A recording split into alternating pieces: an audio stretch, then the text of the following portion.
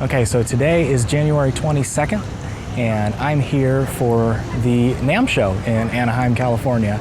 I'm super excited to be here. I wanted to go to the NAMM show ever since I was like 16 or 17 years old and I first heard about the show.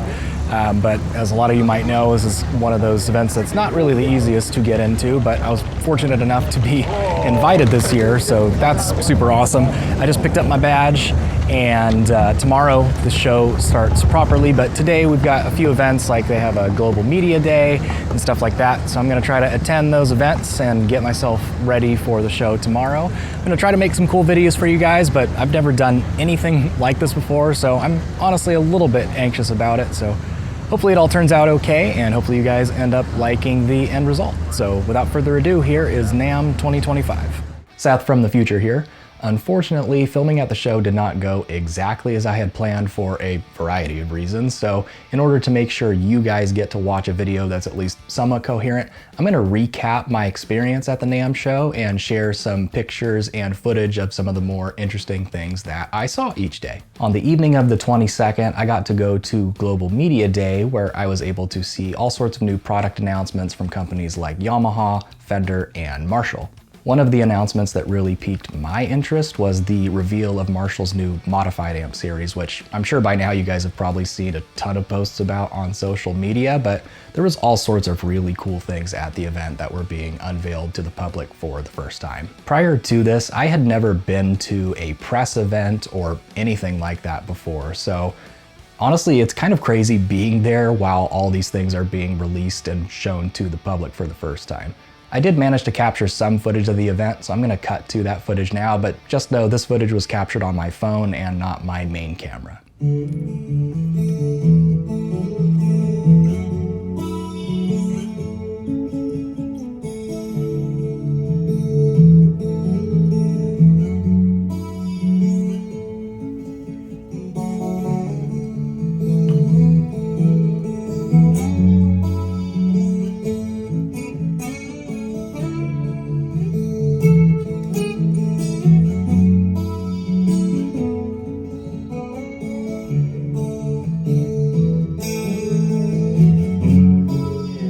Share a little bit about what's in store for you, what's coming up?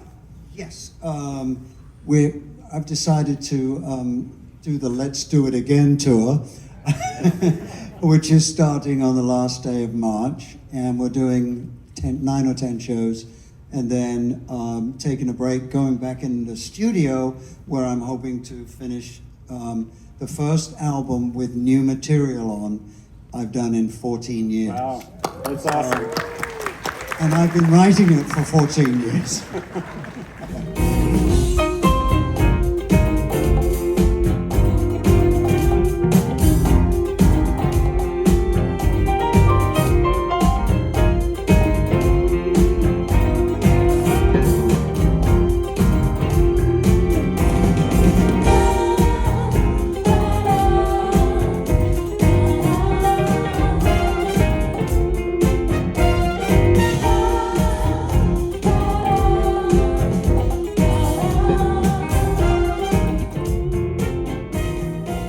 While Global Media Day was definitely a good experience, the real main event of NAMM started the following day when the exhibit halls finally opened. I got to the convention center pretty much as soon as it opened and just started walking around mostly in the guitar section, trying to get a feel for where everything is and filming some of the cool things that I saw, like the awesome looking Cream Guitars booth. From what I've seen of previous years' NAMM coverage, Cream Guitars pretty much always goes all out with their booth, and this year was really no exception. After exploring for a bit, I dropped by the Novo and Fano Guitars booth just to check out what guitars they had at the show.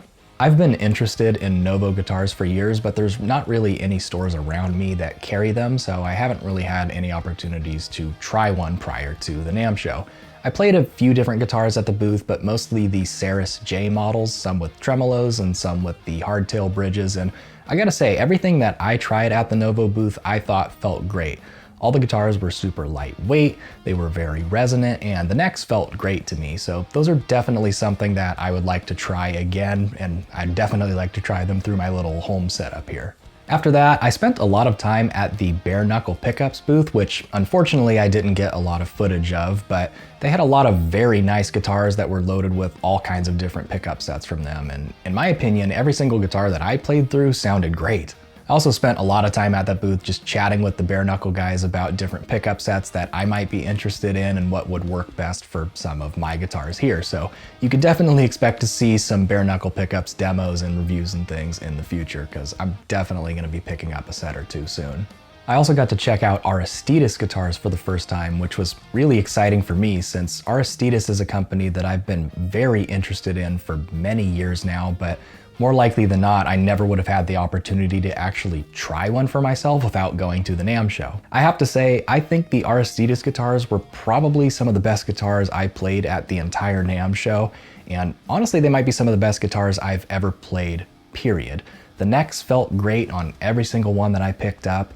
The fretwork seemed like it was absolutely perfect on each one that I picked up, and the action was super low without any fret buzz whatsoever. They were also showing off a few of the new Jazzmaster style models that were designed in collaboration with Mike Stringer from Spiritbox, so that was super cool to see.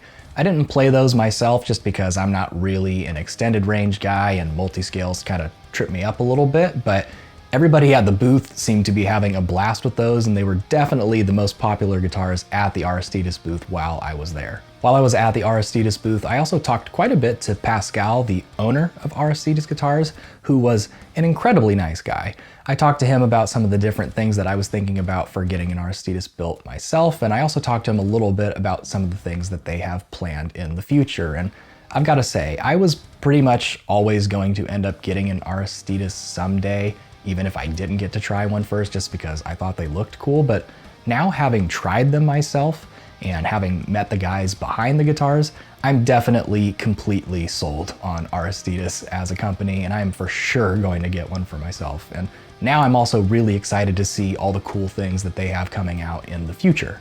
Another really cool thing for me was getting to stop by the Ernie Ball booth, since Music Man guitars are pretty consistently some of my favorite guitars ever. Unsurprisingly, there were a lot of very nice looking guitars at the Ernie Ball booth, including the new Stingray 2 models that were designed with Corey Wong, and I thought those guitars looked really awesome. The Stingray 2 is definitely a very different guitar than the Stingray RS that I own.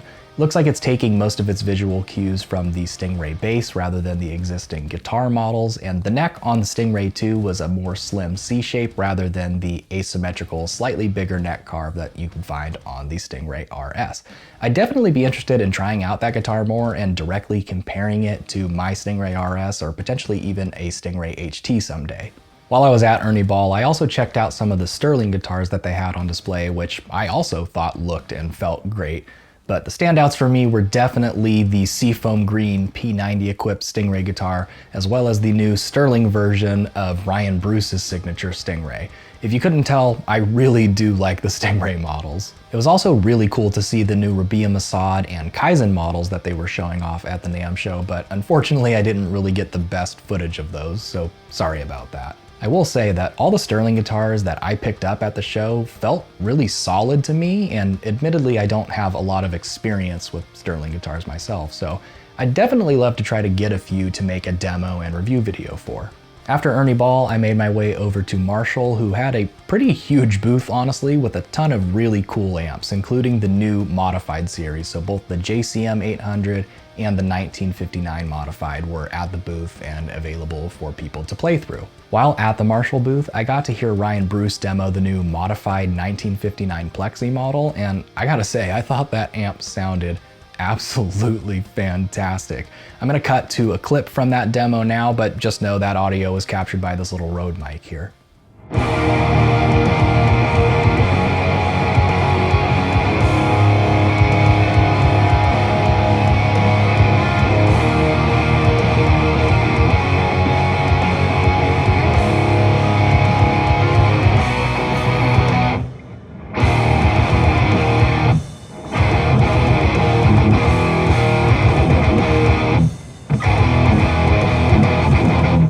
After that demo, I actually hung out for a while at the Marshall booth just playing through the different amplifiers, and I have to say, I was honestly pretty surprised at how much I actually really enjoyed playing through real amps again.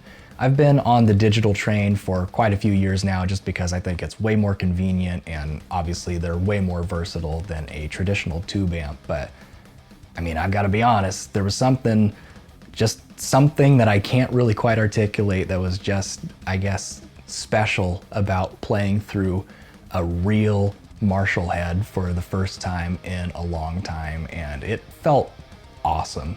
And that's the best way I could describe it, is it just felt awesome.